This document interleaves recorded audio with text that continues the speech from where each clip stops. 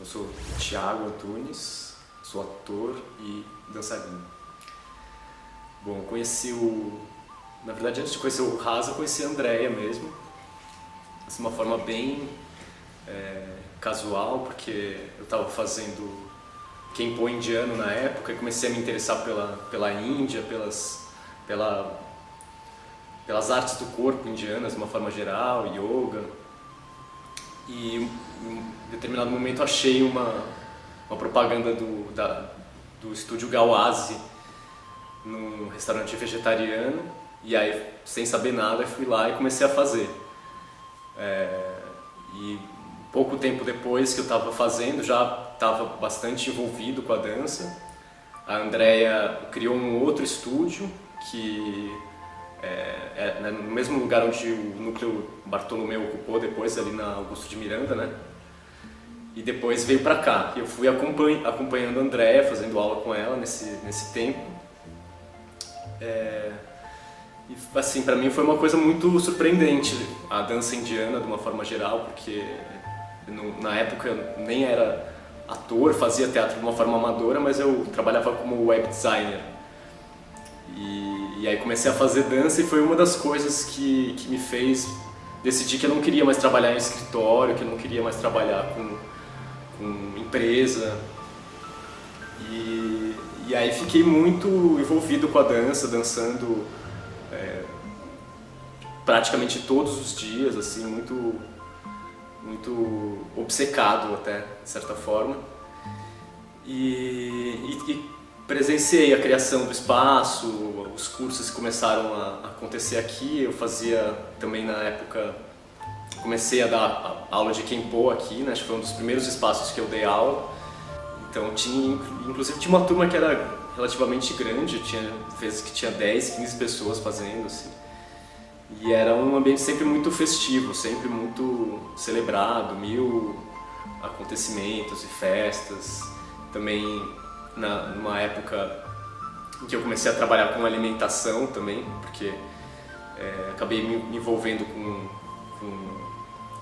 junto com alguns amigos. A gente criou um buffet e fazia comidas indianas e vegetarianas que a gente vendia aqui nas festas do Rasa, chamada Mahebó, que é marra de grande em sânscrito, e ebó, que é oferenda em Yorubá. Tinha essa mistura meio de culturas africana, indiana, e era meio uma brincadeira que a gente lidava com um aspecto visual das comidas. Então a gente brincava muito com o formato, com as cores, e sempre com uma preocupação também com a comida natural, né? Então era tudo vegetariano, usando talos das plantas, e enfim, partes que não são muito utilizadas.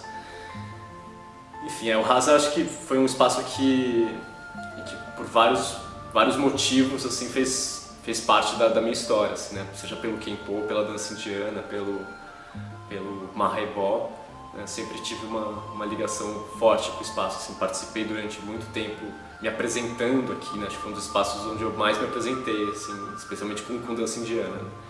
Que assim, a cada 6 meses mais ou menos tinha uma festa aqui, um sarau, e me apresentei fazendo Odissi, fazendo apresentações de Kempo com o grupo do Kempo, e participei também do Ramayana, mas acho que foi anterior à criação do Rasa, né? Mas de alguma forma ainda acho que a gente apresentou alguma coisa aqui, mas eu nunca tinha trabalhado com teatro infantil, e foi uma experiência bem interessante, assim, era bem divertido, né? Porque tinha essa coisa de ser um épico indiano, assim, mas ele era, em alguns aspectos, quase uma comédia mesmo. Pra mim foi super interessante, assim, que eu tentava, acho que tinha um desafio também de lidar com a coisa da dança indiana em cena, e tinha uma coisa meio heróica, né? Meio guerreira, em que se misturava também com a coisa da dança indiana. Tinha coisa que era muito engraçada da pintura também, né? Que a gente pintava o corpo inteiro de azul. Inclusive, para fazer isso eu tive que depilar meus pelos do peito, da barriga. E passava horas pintando com aquela tinta de palhaço oleosa, depois passando pó translúcido, e aí depois aquilo não saía mais, né? Eu lembro que a gente ficou em cartaz no Centro Cultural Vergueiro, e aí teve um dia que eu tava sem tempo de tomar banho, eu fui pegar o metrô, pintado de azul, assim, vestido à paisana, como se fosse a coisa mais normal do mundo, assim. E eu pintava o cabelo ainda na época, né, de loiro, de cabelo vermelho, azul também, tipo, tinha uma coisa assim bem eclética, né? E foi uma experiência interessante, assim, como teatro. Então desejo ao Espaço Rasa mais muitos 12 anos de vida, de alegria, de festas, e que, enfim, ele consiga se perpetuar como um espaço de cultura aqui em São Paulo.